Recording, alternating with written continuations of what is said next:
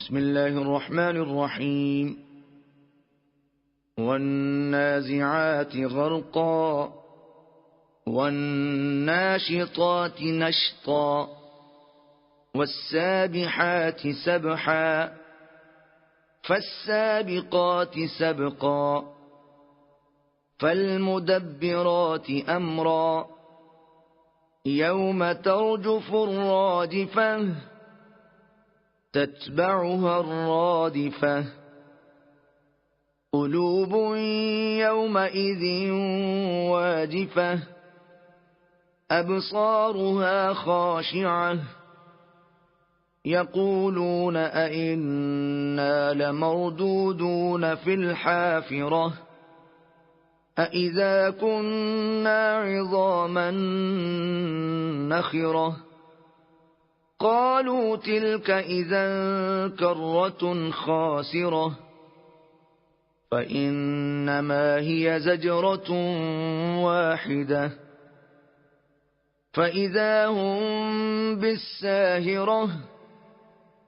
هل أتاك حديث موسى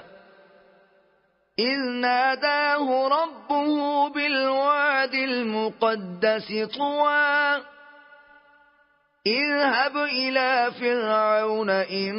إنه طغى فقل هل لك إلى أن تزكى وأهديك إلى ربك فتخشى فأراه الآية الكبرى فكذب وعصى ثم أدبر يسعى فحشر فنادى فقال أنا ربكم الأعلى فأخذه الله نكال الآخرة والأولى إن في ذلك لعبرة لمن يخشى أأنتم أشد خلقا أم السماء بناها رفع سمكها فسواها وأغطش ليلها وأخرج ضحاها والأرض بعد ذلك دحاها أخرج منها ماءها ومرعاها والجبال أرساها متاعا لكم ولأنعامكم فإذا جاءت الطامة الكبرى يوم يتذكر الإنسان ما سعى وبرزت الجحيم لمن يرى فأما من طغى وآثر الحياة الدنيا فإن الجحيم هي المأوى وأما من خاف مقام ربه ونهى النفس عن الهوى فإن الجنة هي المأوى يسألونك عن الساعة أيان مرساها فيم أنت من ذكراها إلى ربك منتهاها إنما أنت منذر من يخشاها كأنهم يوم يرونها لم يلبثوا إلا عشية أو ضحاها. بسم الله الرحمن الرحيم. عبس وتولى أن جاءه الأعمى وما يدريك لعله يزكى أو يذكر فتنفعه الذكرى أما من استغنى فأنت له تصدى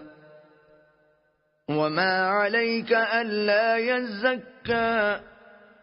وأما من جاءك يسعى وهو يخشى فأنت عنه تلهى كلا إنها تذكرة فمن شاء ذكره في صحف مكرمة مرفوعة مطهرة بأيدي سفرة كرام بررة قتل الإنسان ما أكفره